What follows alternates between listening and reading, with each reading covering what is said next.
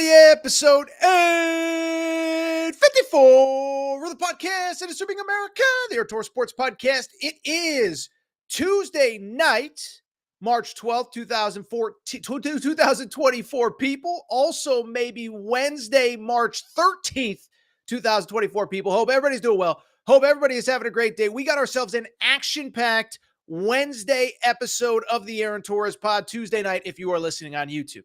Today, it's pretty straightforward. Conference championships started on Tuesday. All of the big conferences will be in play, in action on Wednesday.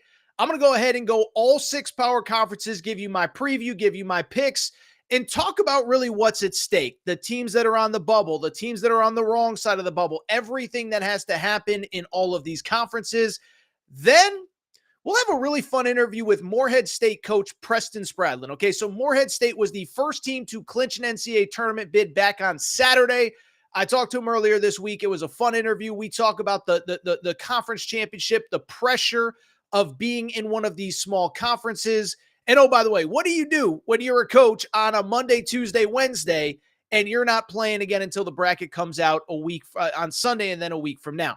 So fun interview with Preston Spradlin. Really excited to get rolling. Before we start, though, I have a little bit of a major announcement, okay?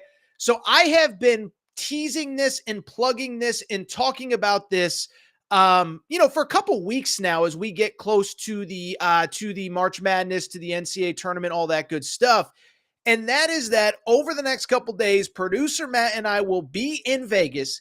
And around this time, about 8 p.m. Pacific, 11 p.m. Eastern time, we will be doing live shows from Stadium Swim at Circa Sportsbook and Casino. Okay, so Circa is incredible. I have been there before. Stadium Swim, you have all seen it. Incredible spot.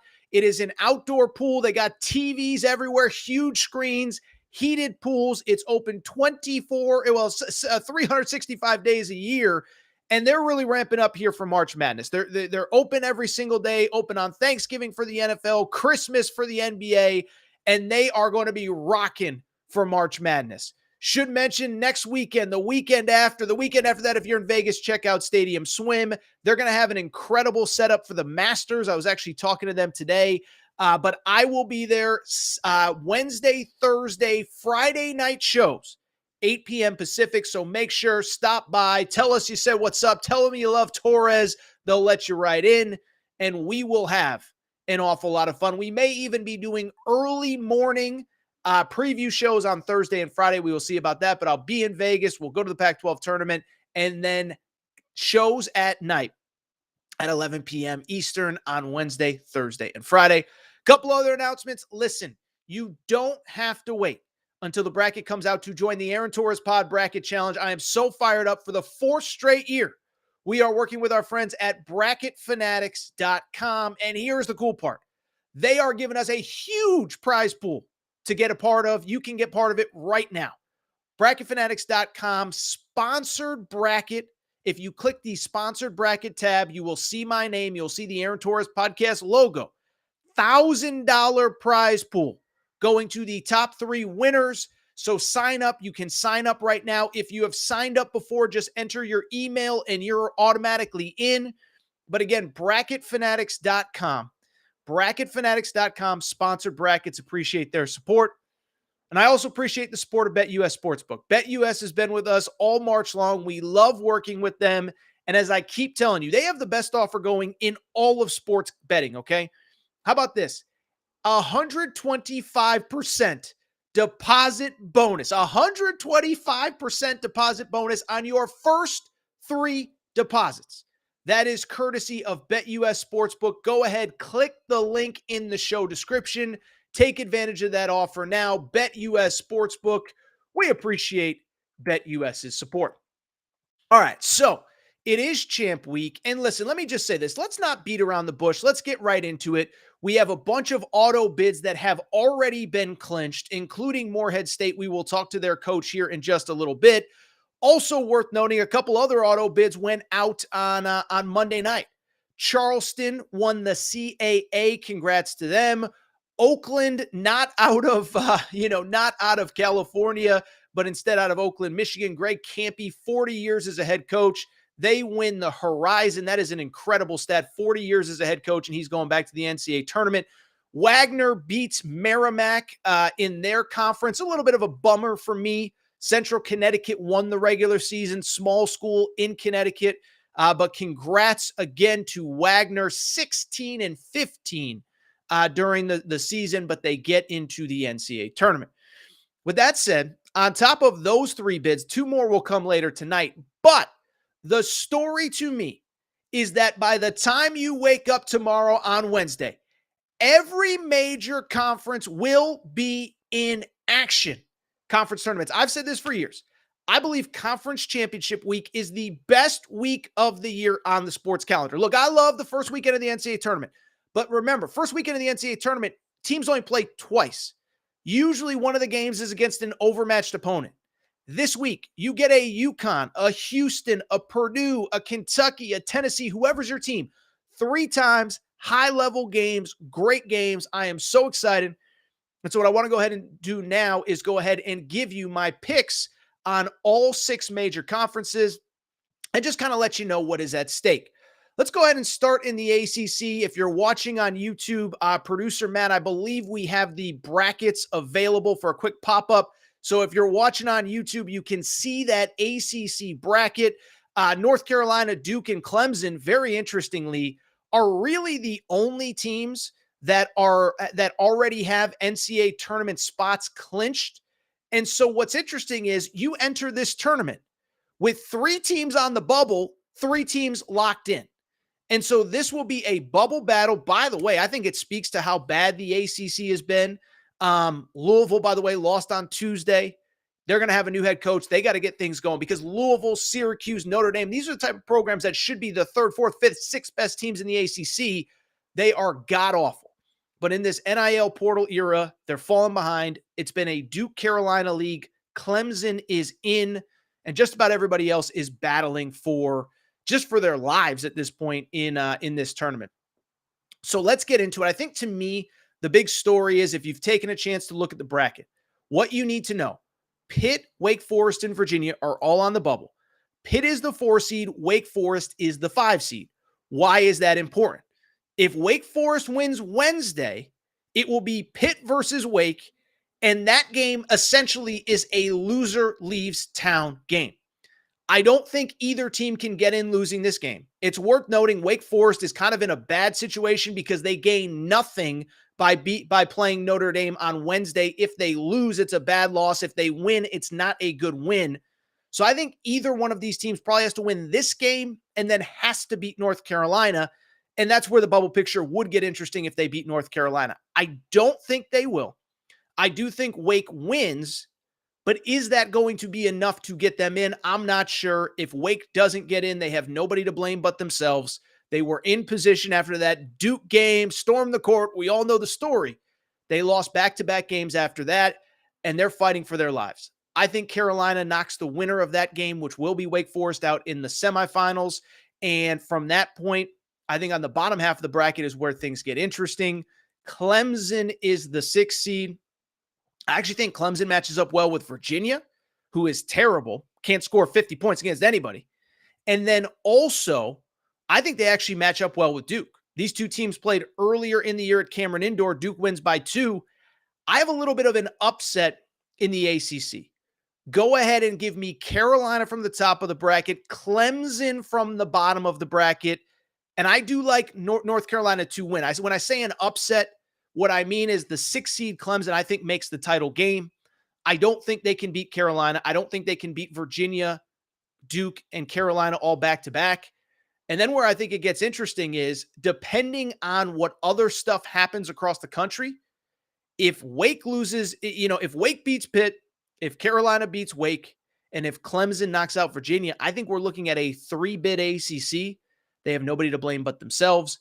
But give me North Carolina to win the ACC tournament.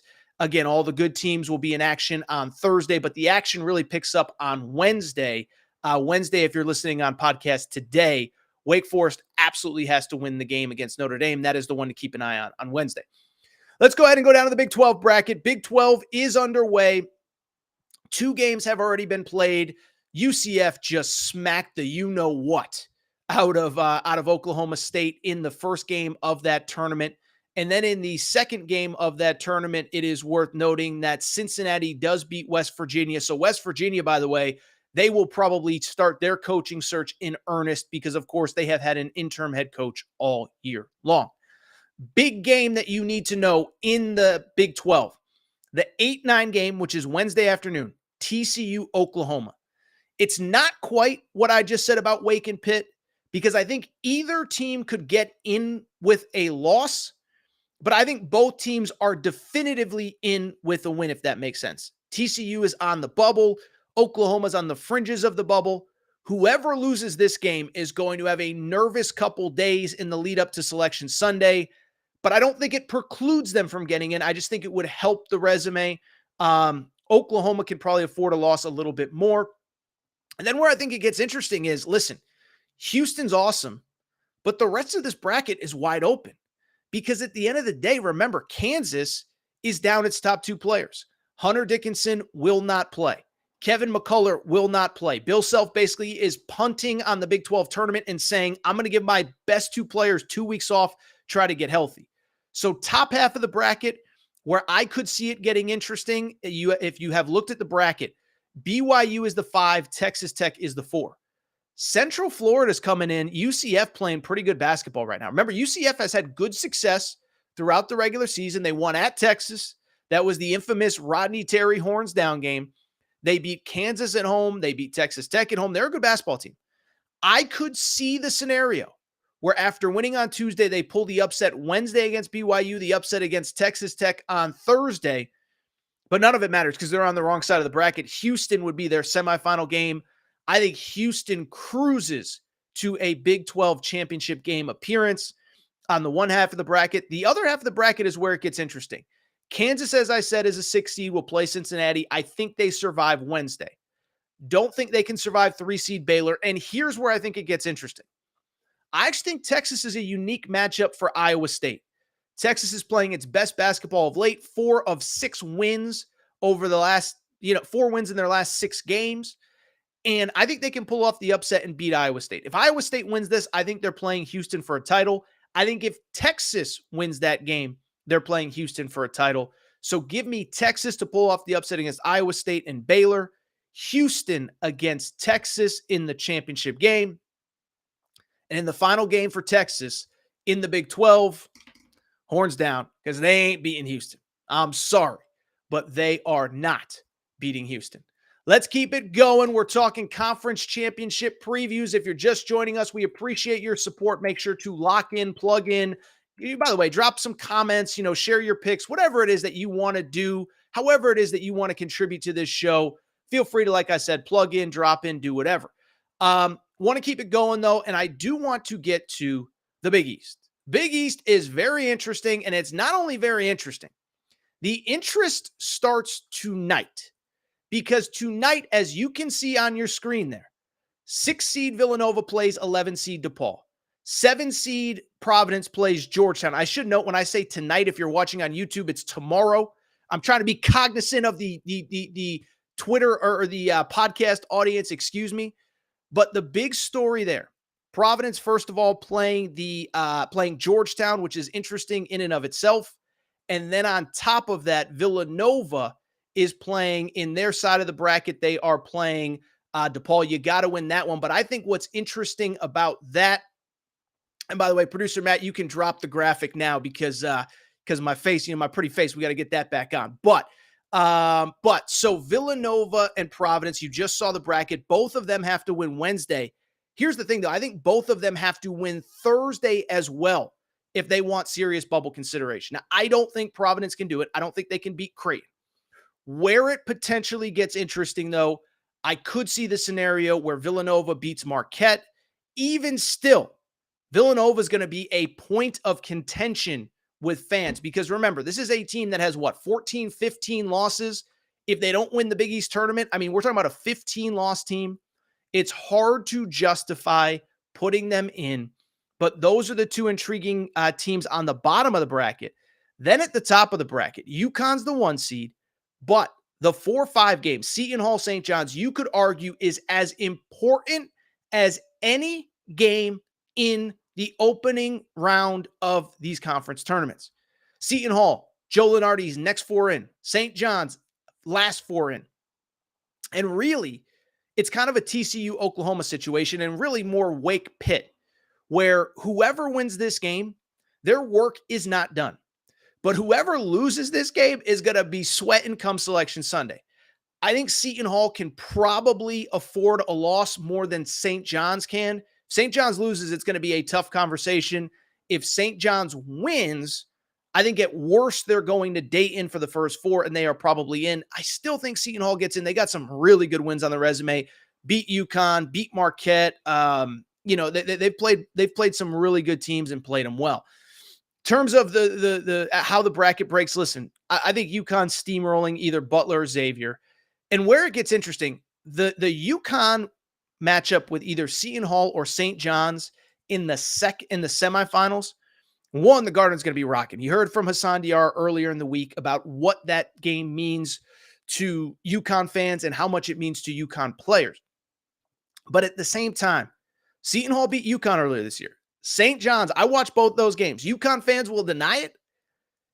St. John's gave UConn some fits. They played before Christmas in Hartford. St. John's gave them trouble. And then in the second game at MSG, the final score was one-sided, but it was a close game till there was about 8-10 minutes left, and then UConn just hit another gear. So I don't think UConn's losing. I could see it, though. I have UConn advancing where they will play Creighton. Boring 1 versus 2 matchup in that side of the pool. By the way, UConn is obviously the overwhelming favorite in that side of the bracket. But listen, I do think UConn is going to win. I do think they are going to beat Creighton. And I think Creighton's playing really well. There's 2 reasons I like UConn to win this tournament. One, Creighton just beat them. And so if you want to talk about a team that is going to be motivated, is going to be inspired, there is no doubt that UConn is going to be that team. 0 doubt. But remember, UConn did not win the Big East tournament last year. They won the national championship. They didn't win the Big East regular season. They didn't win the Big East tournament. So where that gets interesting, this is the one thing that UConn has not done under Dan Hurley. They've won a national championship. They won a Big East regular season title. They just had the best regular season in school history. They want that piece of hardware, though. They want that Big East tournament trophy. I believe they get it. I have UConn winning the Big East. Keep it going with a couple other tournaments. Pac-12, again, if you're just tuning in, if you are going to be in Vegas, we will be at Stadium Swim in Vegas Wednesday, Thursday, Friday night. We're going to be having some fun. We're going to be doing some live shows from Stadium Swim, 8 p.m. Pacific, 11 Eastern, Wednesday, Thursday, Friday. If you can't be there, by the way, no worries. These will all be live. You can watch in on the fun from your couch. In terms of this league, what's interesting about this tournament, you can see it right there. Arizona's the 1 seed. They will have by far the most fans at that tournament. But where it gets interesting, you see who they could potentially play in the second round?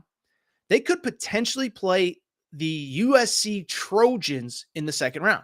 Now, I know everybody thinks USC stinks and da-da-da-da and this and that. They've had so many injuries this year. They've just finally got healthy.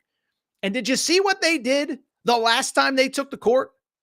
Yeah, they beat, you know who they beat? The Arizona Wildcats. So you talk about the one tournament where I think the 1 seed could be out early.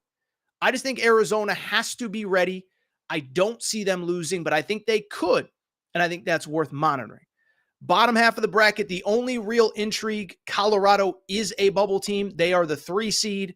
If they win, the first win won't do much for them. A win over Utah will help. They'll play the winner of Utah, Arizona State.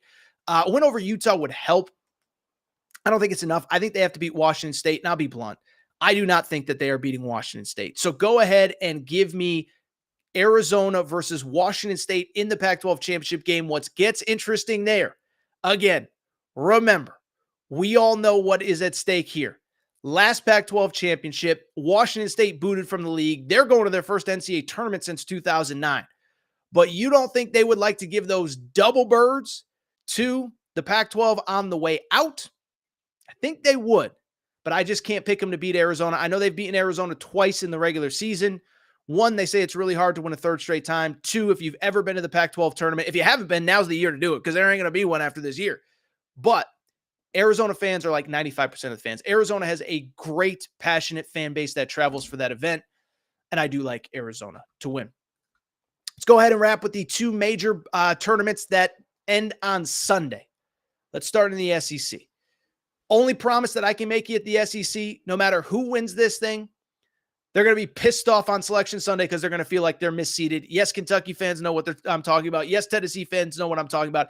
Feels like no matter what happens in the championship game, no one is ever rewarded. The big story here, let's skip. There are 3 games on Wednesday. I think we could skip all of them. I think all those fan bases are depressed. They want their seasons to be over. Or 2 games on Wednesday, excuse me. Arkansas fans are ready to hit the portal. Missouri fans are ready to hit the portal.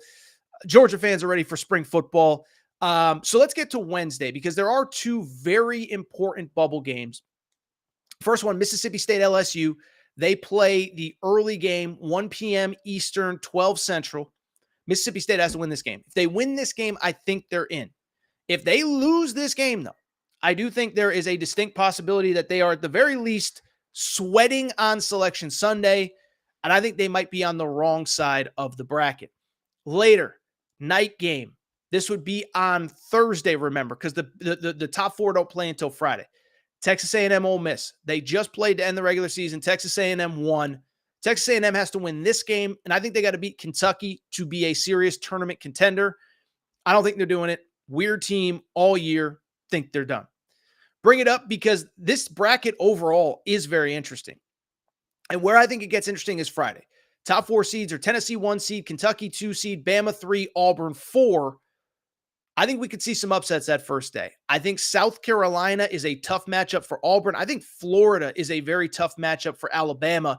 I could see the 4 and 3 seeds both losing. I don't think Kentucky's losing to A&M. I don't think Tennessee is losing to either Mississippi State or LSU. Sets up an interesting semifinal. That Kentucky-Florida game, that over-under might be like 250 points. That's going to be like an NBA game. But that would be, if you have a chance to be in front of a TV, that will be one of the best games of Champ Week. Make sure to check that out. I have Kentucky winning. I have Tennessee winning. And then I think it's Tennessee-Kentucky round 3. Now, I could see that one going either way. But when I think about this game, it's almost what I just said about Arizona. Kentucky has the definitive home court advantage, even in Nashville. And I just like how this would line up for Kentucky. I also think Kentucky puts Tennessee in a tough spot because Tennessee is elite defensively. But as we saw on Saturday at Thompson Bowling Arena, Dalton Connect went for 40 and it wasn't enough. And I wonder if it's the same game plan against Tennessee. Just run them off the court, put up 90, make somebody other than Dalton Connect beat you. I like Kentucky to win the SEC tournament. Finally, and we'll get to Preston Spradlin, the head coach of the Morehead State Eagles after this. Let's talk Big Ten. Everybody knows Torres loves his Purdue Boilermakers. Purdue, Purdue, Purdue. Nobody loves anything more than Torres loves Purdue. They are the 1 seed here. Intriguing bracket. So listen, I've said for years the Big Ten is overrated, but how about this? Just think about this bracket. Purdue's the 1 seed. Illinois is the 2. Nebraska is the 3. Northwestern is the 4. Now, I want to give them credit. I'm not going to dig at them.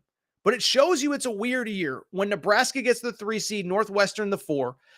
Michigan, Rutgers, Maryland, who have been perennial tournament teams, are all playing on Wednesday. Juwan Howard, it'll be interesting when this season ends, what he does. I think he tries to get back to the NBA. I don't think Michigan wants to fire him. That would be interesting. But I'll say this. I think that Thursday game with the Thursday where the top 4 seeds aren't even playing is kind of an intriguing day. Let me tell you why. First off, Michigan State in the 8-9 game. Michigan State, along with Nova, is kind of the poster child of the computers like you, but you've lost a crap ton of games, and that's the one where people will be outraged. If Michigan State loses this game and makes the tournament, people will be pissed come Selection Sunday because they'll say, why are we putting in an 18-14 Michigan State team? Definitely have to win this game. Don't think they'll beat Purdue. If they win this game, they're probably okay, but got to win this one. Where it also gets interesting to me is the night game. Ohio State, Iowa, okay? So Iowa is clearly on the bubble. Iowa's clearly got to win. But Ohio State is really interesting. 5-1 under interim head coach Jake Diebler since Chris Holman's been fired. And I was looking at their stuff today. Okay, so I'm not a bracketology expert. Okay, I'm not Joe Lunardi. I'm not crunching the numbers. I don't claim to be. But at the same time, Ohio State enters this tournament. They are 19-12 overall. They have some solid out-of-conference wins. Remember, they won against Alabama on a neutral court.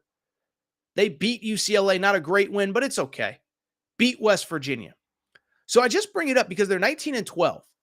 If they beat Iowa, and let's just say for the sake of the argument, they win against Illinois in the quarterfinals, are they now on the bubble? Because I kind of think they would be. And then if they're on the bubble, if they make the tournament, do they keep the interim head coach? Interesting to think about. Indiana, by the way, quietly has won 4 in a row, bottom half of the bracket. Now, once we get deeper into the bracket, I think the cream's going to rise to the top. Listen, I could sit here and break down the whole thing. I like Purdue to play in the championship game on that one side of the bracket. I know I've been critical of Purdue. I know Purdue fans think I hate them. I don't. I think they roll to the championship game. Bottom half of the bracket, I'll give you a little bit of an upset. I actually like those Nebraska Cornhuskers to beat Illinois. Illinois basically stopped playing defense sometime around Valentine's Day. I'm not totally sure why, but now they play Nebraska. Nebraska shoots the crap out of the ball. Spacing, ball movement, all that good stuff. So give me Nebraska over Illinois, Nebraska versus Purdue for the championship, and I have Purdue winning it all. So ultimately, not a ton of surprises. I do have North Carolina over Clemson in the ACC. I do have Houston over Texas in the Big 12. I have UConn over Creighton in the Big East. Those are the top 2 seeds. I have Arizona over Washington State in the Pac-12. Those are the top 2 seeds. I have Kentucky over Tennessee, 2 beating 1. And then a little bit of a surprise in the Big 10. I do have Purdue beating Nebraska. Do we have any interesting questions, producer Matt? Because we got to get to this. Okay. Duh Hero says, majority of the SEC teams going to advance further in the NCAA tournament than other Power 5 conferences. Listen, a couple thoughts. One, the Big Ten, I don't think the Big Ten has more than 1, maybe 2 teams that can get out of the first weekend. I do like the Big East teams. I think they're tough. They play tough. They're physical, whatever. The Big 12 is going to be the interesting one, though, because there are a lot of people in basketball, as Brad Brownell mentioned, that believe they have tricked the computers. By the way, if you didn't listen to the Will Wade interview the other day, make sure to check it out. I know a lot of you think you know Will Wade. It was a fascinating interview, but where it gets really interesting, Will Wade basically explained how you trick the net to look higher. His exact quote, I went back and listened to it. He said, "We were better in the net than we were as a team when I was at LSU, but we knew how to schedule to get to where we needed to go." And so the Big 12 has done that. So listen, if all these teams lose early, that is going to be an indictment on the Big 12. They might have to tweak the net. The ACC, I can't see anybody other than North Carolina, maybe Duke making to the second weekend. I think those SEC teams are built to succeed in March. Kentucky, I believe, is going far. Tennessee is going far. I like Florida a lot. I think Auburn, South Carolina with the right bracket. Anything else before we get to some of our sponsors and then Preston Spradlin, the head coach of the Morehead State Eagles? Anything else? Okay. Aaron, hardest working guy in media. How many hours you work? Pressure washing by Sterling. Sterling, here's the deal. By the way, my dog's best friend is named Sterling, but neither here nor there. I work hard, but I love what I do. So do I work hard? I don't know. Do I work harder than anybody else? Sterling, you probably kill it at the pressure washing spot. You probably put in crazy hours, but that is your passion. This is my passion. It's what I love to do. And more than anything, I appreciate everybody's support and thank everybody for what they do, because the only reason I get to do this is because of you guys and girls that get that support this show, that log on to YouTube, that download the podcast. By the way, even if you watch on YouTube, you can still download the podcast, help your boy Torres out. But thank you to Sterling, pressure washer from Sterling. Just work really hard. Thanks for all the updates and fair takes. Listen, this is what we do. I get criticized all the time. Oh, Torres loves this team. Torres loves that team. I will say this. I think I have stronger, tougher opinions on everybody. Everybody in the media wants to go soft on everything. I'm the opposite. I mean, people are like, oh, Torres loves Alabama. Nobody criticized Alabama more when Nick Saban decided to play Jermaine Burton after he shoved a Tennessee fan. I crushed John Calipari for like 3 years. Now he's awesome. What am I supposed to do? not give them credit for being awesome. Tennessee, it speaks for itself. Texas A&M, I go on Aggie radio every week and tell them how much their basketball team stinks. Ask David Nuno, Texags. I tell them. So, I appreciate your support. And it's just like, this idea that I'm somehow like biased towards some teams, it's absurd. By the way, you want to see who's really biased? Who's the only person in the media that's called out Duke this entire week? I put up a solo video that's not going to make this podcast. 72 hours. 72 hours. No one has mentioned besides me that Duke fans were throwing stuff at UNC's basketball players. Torres, as Colin Cowherd says, honesty broker. I don't hide from anything. Anything else before we get to some of our advertisers? By the way, you guys are going to love the interview with Preston Spradlin, head coach Morehead State. They clinched the NCAA tournament just the other day. He's going to take you behind the scenes, what it's like. And then, oh, by the way, just really, I think you're going to enjoy the video. So I'll tell you what, producer Matt, let's take a word from our sponsors. We'll come back, a couple more things, and then we will get to Morehead State coach Preston Spradlin. America's favorite sportsbook and casino. Live betting and racebook. We're celebrating 30 years with a historic offer. A 125% sign-up bonus on your first 3 deposits. Plus 10% gambler's insurance. Get started today. BetUS, where the game begins. All right, everybody. All right, back. Good to be back. Right before we get to Preston Spradlin, couple reminders. One, first of all, thank you to BetUS. They're awesome. 125% deposit bonus, first 3 deposits. Click the link, support Torres. That really goes a long way. 2, reminder, bracketfanatics.com, sponsored bracket named Torres. Okay, so you go to sponsor brackets, you'll see my logo. Click there. You can sign up even before the bracket comes out. And I should mention, by the way, one more thing. You can start your own brackets at bracketfanatics.com, okay? So that's the great part. Bracketfanatics.com not only allows you to join my bracket, but you can also join other brackets as well. All you got to do is click that Start a Bracket tab. And here's the cool part, right? Is that you can start a bracket, invite your friends, and here's the cool thing. Is that if you could do a free bracket like mine. Mine is free to enter, by the way, $0.00. It's, what do they call it? $0.99 or whatever, free 99. That's what mine is. But if you want to do a bracket, bracketfanatics.com, you start your own bracket. You can do a pay bracket. And the cool part is everybody pays at bracketfanatics.com. So you don't have to chase down doors from accounting or your frat brother that's always late with his stuff. No, you start your own bracket. Everybody pays on there. You fill out a bracket. The money gets collected there. The money gets sent out there. You don't have to go looking for anything. Better than the competitors. Screw Yahoo. Screw ESPN. No. Bracket Fanatics is the way to go. Start a bracket. Join my sponsored bracket. Appreciate Bracket Fanatics. And again, for one final time, if you are in Vegas this week, let's meet up. Stadium Swim at Circa Sportsbook. We will be doing live shows Wednesday, Thursday, Friday night at 8 Pacific. That said, there's no more time to waste. I want to toss now to a very interesting interview. Morehead State coach Preston Spradlin. They won the OVC on Saturday night. He takes you into the pressure of being in a one-bid league. He takes you to what does a coach, a staff, a team do when you clinch on Saturday and everybody else is playing. So let's go to now my interview with Morehead State coach Preston Spradlin. Coming to the Aaron Torres Podcast YouTube page. If you could do me a quick favor, see that little subscribe button at the bottom of your screen? Go ahead, click that subscribe button.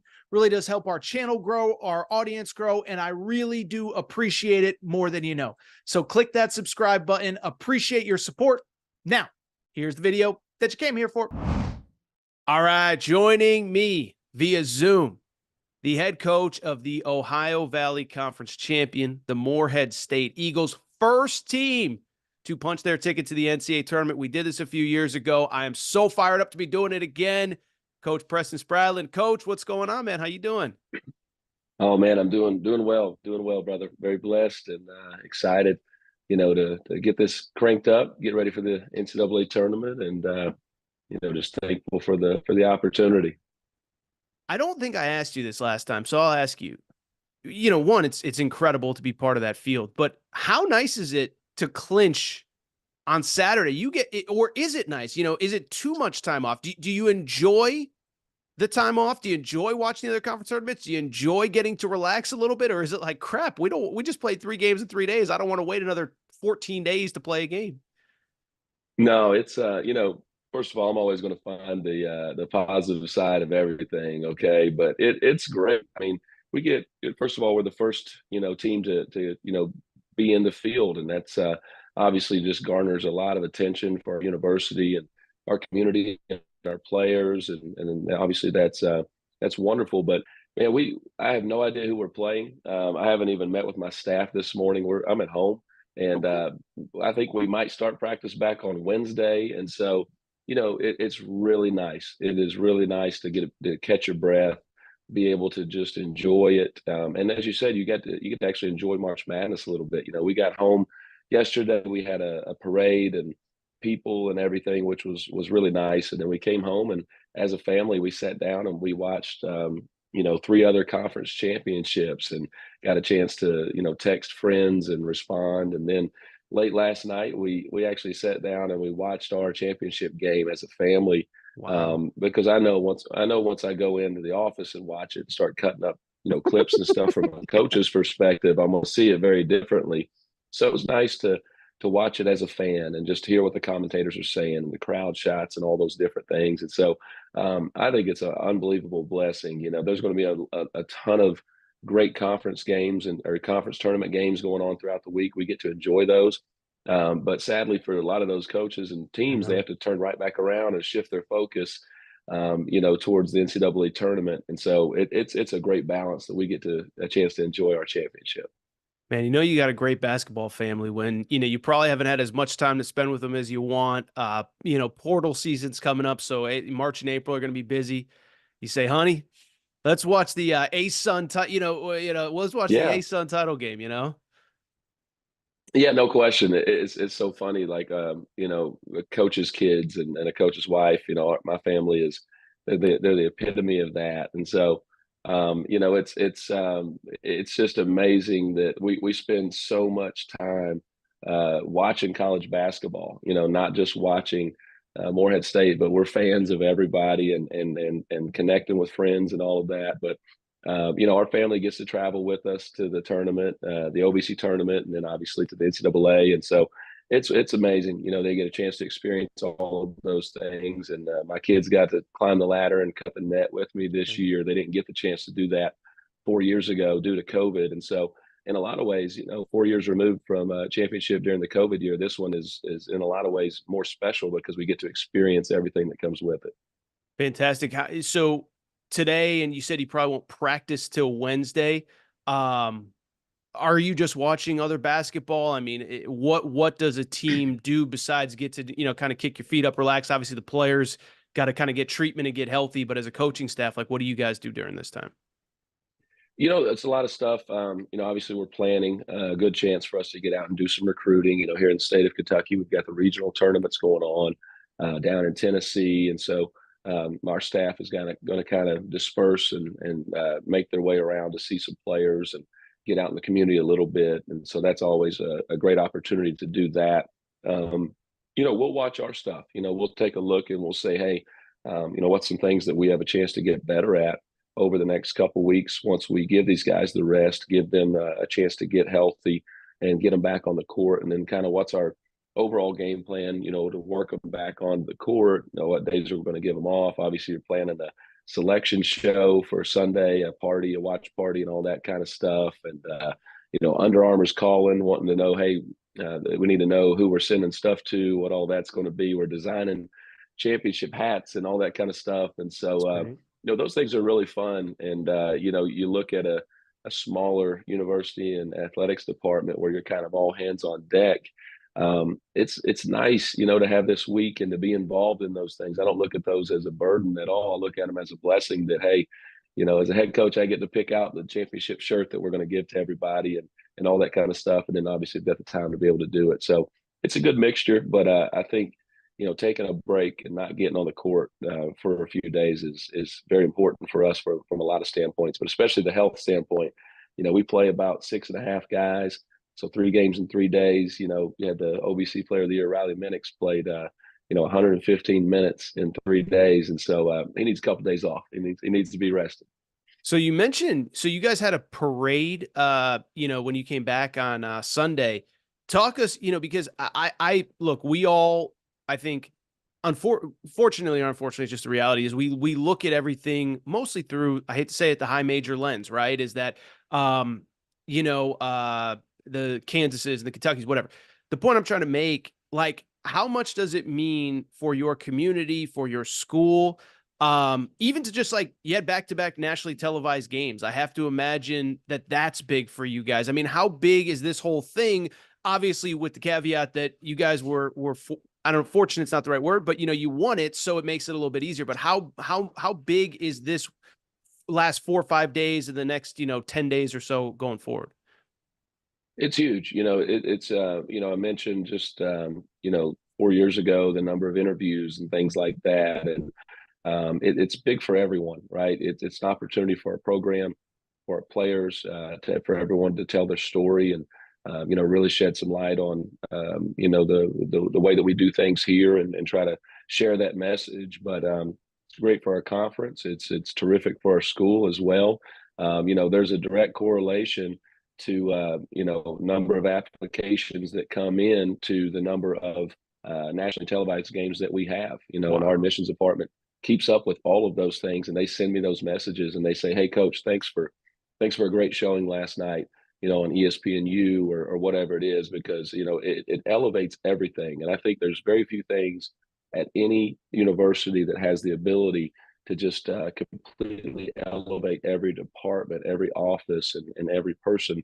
And that's college basketball, and that's March Madness. And so the gravity of just being able to be a part of that is huge. It's huge for us on a personal level, but on a professional level and administratively, it's immense. I know I've asked you this before, and I'm sure you probably get asked this, but for the fan that is the Kentucky fan, the Kansas fan, the UConn fan, that they've known, basically since the season tip, we're going to be part of March Madness. Take us through what it is like for you, your players, your staff, a year's worth of work dating back to when the team came together, probably May, June of last year. I hate to say it really kind of comes down to one weekend, but I had Will Wade on the show earlier in the week, and he's like, when I signed up for the McNeese job, I knew, and I told my players, we're a one bid league, and it's going to come down to what we do in our conference tournament for them, which has not yet happened. They haven't taken the court.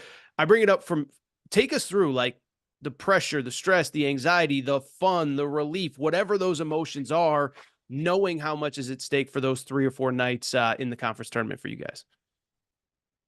Yeah, I tell you, I think that's a great question for this team, because you look at last season, we won the regular season outright title with 3 games left in the season. And we didn't have a great celebration about it. It was almost every player on our team just had, was quoting Kobe Bryant with the "job's not finished, job's not finished." And I didn't really kind of step up and say, "Hey guys, let's enjoy this." And we should have, because especially last year, it was the first time in 39 years that Morehead State had won a regular season outright title. And so we kind of just carried that badge for a week or so, and we took a picture on the court at our place after senior day. Guys were about half smiling, to be honest with you, and we didn't cut down the nets. We didn't do any of that. And so we really had our eyes set on the OVC tournament. And that was the wrong approach, because we were just we were tight. We really were. I had this business-like approach. I was walking around with a scowl on my face of like, "Hey, we're not laughing. We're here for business," and all this kind of stuff. And then when we got to the OVC tournament, that's how we played. We played, and thankfully, we got another opportunity last year to go to the NIT, and I learned from that experience, because the 10 or so days getting ready for the NIT, we kept it loose, we kept it fun, and that really served us well, because we go to Clemson and upset those guys. And so coming into this year, it was a perfect balance. We had a bad taste in our mouth from not finishing the job in Evansville at the OVC tournament last year. So we had a great hunger, but we also had great confidence that we could knock off an ACC school and all those different types of things. And so this year we kept it really loose, Aaron. We really did. We kept it fun. It doesn't mean that we didn't practice hard or we weren't demanding or intense. We certainly were, but at the same time, like we just wanted the guys to feel relaxed, and I knew that started with me. And we just tried to keep it as fun as we could, but also keep our guys organized and keep them locked in. And I think that served us really well because at the end of the day, when you get to March, you get to the postseason, it's all about who wants to extend their season, and who wants to have one more day together. And so we made that the theme of our week. And we didn't talk about the magnitude of a game or anything like that. We didn't magnify mistakes or anything. We just said, hey, let's one more day together, one more team meal, one more bus ride, one more film session, and an opportunity to get better and challenge ourselves. And so keeping our focus on that, I think really served us well this postseason. So, kind of in that vein, right? So this is now, conference tournaments are underway. Some bids have been clinched, as obviously you and your family watched on Sunday. Another question I think have great perspective on is, so as an example, Indiana State, Drake are two excellent teams. They play in the conference tournament. Obviously, only one team can win. And the discourse immediately becomes about like Indiana State. And then we look at their team sheet and they only have this many this and this many that. And their opponents were this and their opponent were that. And somebody like me, who's maybe a little bit more embedded in the sport, kind of understands how hard it is to get, quality games in any type of situation, let alone in any type of advantageous situation that isn't a true home court environment for the opposing team, where you're going to, Rupp and playing in front of 18,000 or Coleman Coliseum. I know you guys played Alabama. Take us through like how, like for any of these schools, but especially a school where you kind of know on paper, okay, Morehead's had success, so they're going to be good. And this isn't a knock on anybody, by the way, but how hard it is to kind of put together a schedule, how hard it is to get, because I just don't think fans understand. They just say, well, they have a couple really bad losses, and who did they beat in the non-con? It's like, well, who's willing to play them in the non-con is to me the more interesting question. So I don't know how much, I know you don't want to talk about other teams specifically, but I feel like you probably have some pretty good perspective on that. Yeah, without question. An Indiana State unbelievable season. Them and Drake, those are two NCAA tournament teams. You know that. I think that's what you're hinting at there. When you look at them, you watch them play, the body of work. Unfortunately, there's just so many metrics that go into it, and the scheduling part, you're at a huge disadvantage. You really truly are. When you're at Morehead State, you don't have the ability to pay for home games. You just don't. Okay, so if you're going to get a home game, it's going to be a like level opponent. It's going to be a series that you strike up with them, and more often than not, it's going to be something that is typically regional that you can make a bus ride out of, and that's how you get it done. But we do have to play four buy games a year from a financial standpoint, and that's fine. There's a lot of great things that come with that, the exposure, the experience. Like I told you in the beginning, we're always going to find the positive side of that. The hard part is that when you're looking at these games, you don't want to wear yourself out, right? So when we look at it, we say, okay, what's the money? Is the money going to be what we need?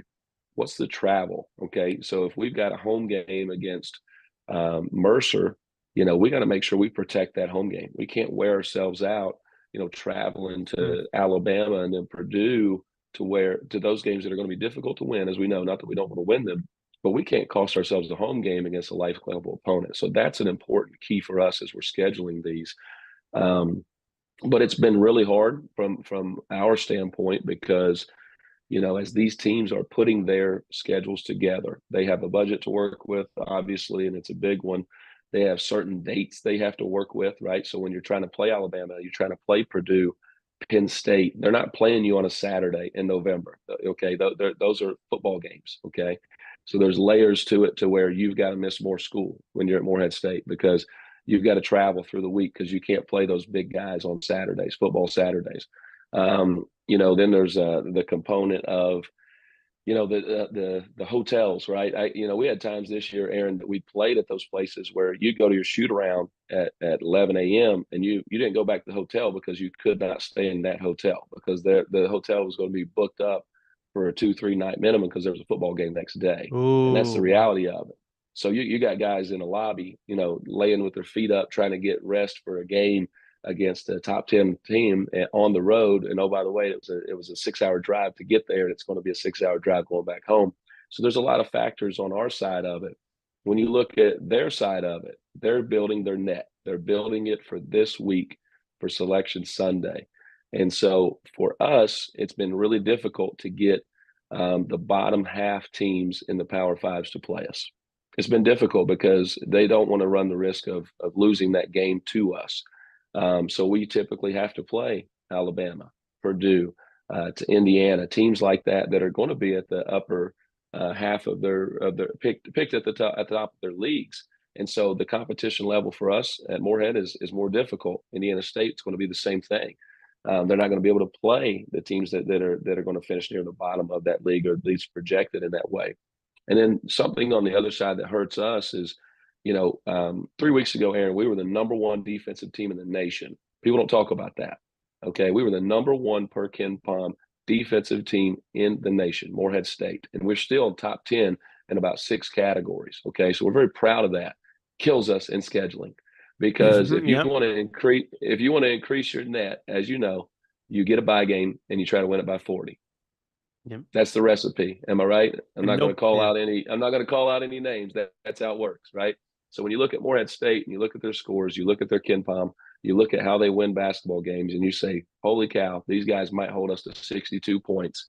Hang up the phone. Don't call them. So that kills us. So although we play a recipe that allows us to, have totally different roster each and every year, it allows us to win 26 games and put us in a position that we're in right now. It's extremely difficult when it comes time to build your schedule and ultimately build your resume for Selection Sunday. That was an incredible answer. And I think I'm pretty knowledgeable on this stuff. I hadn't even thought about you can't get a hotel if you're playing on a Thursday night, at Alabama, because the hotels have been booked. And so that is incredible. I had not even thought about all of that. You mentioned earlier, but you have the Conference Player of the Year, Riley Minix. He was unbelievable, really all tournament, but certainly in the championship game. For people who didn't get a chance to watch the OVC championship game or haven't seen your team much, just tell us a little bit about what they'll see when you guys take the court in the NCAA tournament. Well, first of all, you're going to see an older group of guys. We start 5 seniors, and only one of those is a true senior. That's our point guard, Andrew Thelwell, who's in his 4th year here at Morehead State. He's also the all-time winningest player at Morehead State. He's top 10 in the nation right now in assist. He broke the single-season record for assist here at Morehead State. And the other 4 guys are 5th-year seniors, 5th and 6th-year seniors. So we have some older guys. We were still benefiting from that COVID year and finding a way to navigate that portal. And so it's brought us guys like Jordan Lathan, combo guard, who's in his 6th year of college basketball, due to injuries and COVID. And he was first team all OVC this year, phenomenal player, can score it all over the place. And then we have at the 3, a guy named Khalil Thomas, was an all tournament performer down in the tournament. And he's, I would argue, he's one of the best shooters in the country. And it does a phenomenal job for us. And then has really just made a huge leap from last season to this one. Then we got Riley Minix, Mr. kind of everything. He's a 6'7", 240-pound guard / forward. He shoots almost 40% from the 3. He can score inside. He shoots 90 from the line. He's a walking double-double. He's 10th in the nation in double-doubles this year. And then we've got a 7-footer named Deontay Miles, who's a 5th-year senior from right here in Kentucky, transfer from Xavier. And so, we're going to play extremely hard. It's funny to always hear the announcers saying things like, man, Morehead State's going to slow it down here. They're going to grind it out. We're going to play a way that helps us win. And we play extremely efficiently. And we're going to guard you. We're going to defend at an extremely high level. We're going to pick our chances to run whenever we do. But we share the basketball. We're top 20 in the nation in assisted field goal rate. We don't take bad shots. We run some really nice stuff, but we got some really good players. We're going to get up a high amount of threes. And on, any given night, we're going to take 30 threes, and a combination of making and rebounding 18 of those is usually our recipe for success. So Riley Minix, so I think it's interesting, right? So Jordan Lathan, I believe, was committed to Northwestern at one point. I don't know if he ever played there. And so Power 5 guy, whatever. You mentioned Deontay Miles, Xavier, Power 5 guy, Power 6 guy, whatever. Riley Minix comes from the NAIA level. why I bring it up. So again, and I hate to put you in the spot, but it feel like we talk about this sport through, the blue blood prism, the power conference prism. I was just thinking about this. How many guys do you guys have to evaluate in the portal? I mean, you're going from Xavier to NAIA and it probably everything in between. Where it's like again, I hate to do it, but if Kentucky needs a player, they're probably looking at one spot that they need to fill, five guys for the spot, and like I don't know. I find roster building interesting, but especially your level where, like I said, that Kentucky's probably not going to take a guy that didn't play in the power conferences or whatever, or isn't a recruit they're not familiar with. How many guys are like portal's going to open here in what, a week, literally?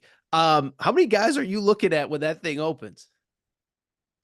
It's a moving target, right? That's a great question, especially especially for us. We've got another couple weeks, with our season here, so we don't know who's leaving our roster right off the bat. We obviously know who you're going to lose due to graduation, but you've got guys who have an opportunity to come back. You've got guys that have an opportunity to leave, and so we'll kind of cross that bridge when we get there. But you're exactly right. The wide range of players that can help you win at this level is it's just more, right? It's significantly bigger than what it is as you go up to the SEC and the Big 12 level. And so, at the end of the day, it comes down to, figuring out the value in players. That's what it comes down to. And so, you look at what we've been able to do. We've had back-to-back NAIA players who have been all conference for us. Last year was Alex Gross, who was first team all OVC and defensive player of the year, played 4 years of NAI and then came here with us. And then obviously now Riley. And so that's a market for us, right? And it's a helpful that we've had success with that because, those players who want to make that jump to the Division I level, they want it to translate. And for every Alex Gross or Riley Minix who's made that jump, to the Division I level, there's probably 10 guys that made that jump and didn't have that type of success translate. And so at the end of the day, it still comes down to fit. People say, how have you guys, been able to evaluate and navigate the portal? That's what it comes down to. You got to find value in guys. Every player is missing something. Okay. That's just the way that it is. And whether you're high school players, it's NAI guys, it's Division I transfers coming, a level up, down, or a lateral level, whatever it is, you have to figure out what value they have, what are they missing, and then can you offset that? And then ultimately, I think the thing with the portal, Aaron, is every kid is getting in there because they're looking for something different, and it's our job as a staff to figure out if what they're looking for lines up with what we value and what we need. And oftentimes, when you're dealing with a wide spectrum of players, as you mentioned, the answer is typically no. So you got to be okay with that, and you got to move on, and you got to quickly, in a real hurry, you got to move down your list because it goes extremely fast. The part I don't like about recruiting as much in the portal is it's very transactional. You call a recruit, you have a conversation with them, and in the very beginning conversation, it almost needs to sound like, "Hey, this is Coach P at Morehead State. This is our program. This is what we do. This is what we're looking for. We need a guy that can do this." We're not talking NIL. It's not a part of our deal here. So if that's something that's a priority for you, let me know right now because I don't want to waste your time and you don't want to waste mine because the clock is ticking for both of our futures and our success. Now, if what we're talking about, what we have to offer lines up with what you're looking for, I'd love to get to know you and talk about building a relationship and filling the gaps from everything that you haven't had at your last place in college basketball because what we do here is a real connection with guys and a real fulfillment. And if that doesn't interest you, let me know because we're in for that. So that's kind of how it goes. That's incredible.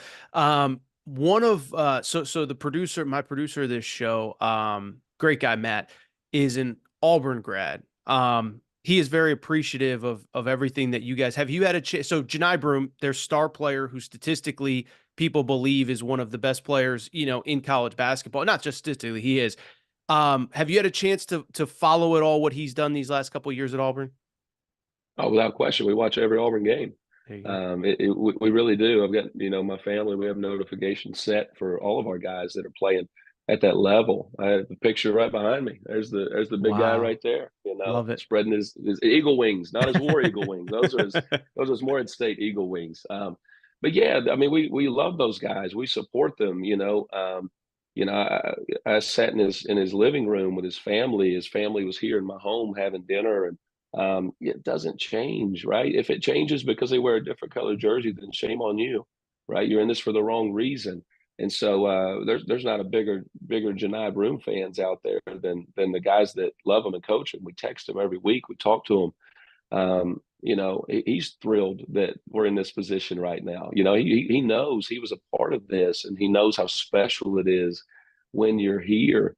And so, we've got Talon Cooper was our point guard Mm-hmm. on our NCAA tournament team. That he's at South Carolina right now, and we've got Tyjon Claude's at Georgia Tech, and so on and so forth. And hey, we love those guys. We talk to them all the time and text with them, and we're excited for them when they have success. And so, that's how it should be, right? I don't think you can sit in a kid's living room and be real and be authentic if you're not going to have that approach when they move on and go somewhere else. It's just the way things are right now. And so we're happy for those guys. We talk to them, and his progression has been phenomenal. The rate at which Janai got better when he was here, from this summer to this time his freshman year when we were going to the NCAA tournament was just astronomical. And you could put so much stock into the rate at which players get better. And that's why his stock is extremely high, because even since he's gone to Auburn, he's continued to get better. And that's why he's a premier player. Fantastic. I know you got to run, so I'll just leave you with this. What is the next step for you guys? Do you guys follow bracketology? Are you trying to figure out who you could potentially be playing, or are you just, hey, we'll worry about the next opponent on Sunday when we figure it out? Because I feel like, you kind of have an idea of a 6-7 team window that you'll probably be facing up with. What is the next step for you guys? And do you even try to project who you might be playing that first game? It's funny. I was on the phone with my staff, and they were like, "Hey, bracketology's got us playing in Omaha against Baylor." And I said, "Well, get our GA on it. Get him. I want him to watch all the Baylor." And he's like, "Are you serious?" I said, "No, I'm not serious. I don't care. I care about us." I've got an unbelievable staff. Like, these guys are phenomenal, especially when it comes to scouting in a hurry and getting a game plan together, and then conveying that to our players in an efficient way, and being able to build up a specific set of habits for an opponent. We've been able to do that at a high level. We really have. And so we're going to focus on us. We're going to enjoy our championship. We're going to get better. And then once we know, Sunday night, we'll be grinding away, putting a game plan together. And if we get 3-4 days to prepare for an opponent, that'll be enough for us. He is the head coach, Morehead State Eagles, OVC champs, and this was awesome, man. I think if you're a college basketball fan, I think you learned a ton of what it's like at the OVC level, running a program at that level. And this was fun, a lot of time spent. So thank you for your time, Coach. I know it's very valuable this time of year. And we'll be watching. I don't know if it's Omaha, but wherever you guys are, we'll be watching, all right? Oh, man, appreciate it, Aaron. Thanks so much, and we'll see you in the NCAA tournament. All right, everybody. I'm back. Gonna be back. So here is the deal. First of all, big thank you to Morehead State coach Preston Spradlin. I thought that was some really cool perspective. What does a team do during this week off? He clinches the tournament bid. I thought it was interesting. Producer Matt is an Auburn fan. Him talking about his relationship with Janai Broom, with Talon Cooper, who plays for South Carolina. So really fun interview. Really appreciate Coach Spradlin stopping by Morehead State. We'll find out where they play next week. Before we get out of here, really quickly, I'm really torn on what I should do here. First of all, poured myself a little cold beverage while we were waiting. And by the way, I see Pat Turnbow says, great interview. Thank you. Coach Spradlin was awesome. I appreciate it. But poured myself a little drink thinking the show was done. And I saw pseudo late breaking news. I don't know how deep we want to go on this today. Jeff Goodman and Pete Thamel reporting that Kenny Payne will be fired in the next 24 to 48 hours. Listen, I don't go after other people in my business. Everybody's just trying to do a job. I don't really know that that's news. I mean, we all knew he's getting fired, right? I mean, it's not a matter of if, but when. I think what I will probably do is save the Kenny Payne, deep dive, whatever you want to call it, for when it becomes official. And I think we'll at that point, we'll kind of have the real conversation. I think there are some legitimate candidates that will accept or be interested in the Louisville job. But listen, man, the guy still has a job. I mean, if he hasn't talked to his AD yet, that's probably going to happen on Wednesday. We will talk about it on tomorrow's show. But again, we know it's coming. I don't know that it's news that he is expected to be fired in the next 24 to 48 hours. So we know it's coming. It hasn't been good. 12-52. I think Kenny Payne, hasn't done himself any favors with some of his media stuff over the last couple weeks, where even after the game on Tuesday, basically was trying to blame everybody but himself. Oh, I told you we needed 3 or 4 years and you guys decided not to listen, blah, blah, blah, blah, blah. Kenny Payne reportedly out, and we will get to it on Wednesday's show when it becomes official. But again, don't think there is that much to add right now. And I think out of respect to him, I don't, again, I'm not trying to criticize other people in my business, but I don't think saying expected to be out is a report. When he's fired, we'll talk about it. And so we'll wrap the show right now. If you're not subscribed to the Aaron Torres pod, please make sure to do so. Apple, Spotify, Amazon Music, Google Music, wherever you get podcasts, make sure to subscribe. Make sure to subscribe to the YouTube channel. Click that little subscribe button. Really do appreciate your support. Appreciate all of you who came in early, who stuck with the Preston Spradlin interview. It was awesome, and he was great. Make sure you're subscribed. Apple, Spotify, follow on social media as the ticker tells you. Aaron_Torres on Twitter, Aaron Torres pod on Instagram. Aaron Torres podcast questions at gmail.com for the show. Oh, by the way, I've plugged everything else, so I might as well mention this too. March is for day drinking, baby. March is for day drinking. Grab yours, order yours now. It is the official opening week of the tournament shirt.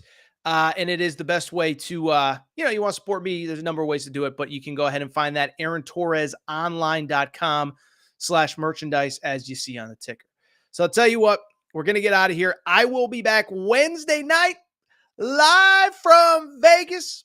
We'll have a lot to react to. Probably some bubbles will be burst. So I will see you then. Shout out to Torrent Craig. Shout out to Rachel, who hates my voice. Shout out to JJ Redick, you F-head. Unblock me, bro. I will be back tomorrow from Vegas. If I make it till 8 p.m., we'll see what happens. City gets the best of you sometimes. I'll see everybody tomorrow. Appreciate everybody.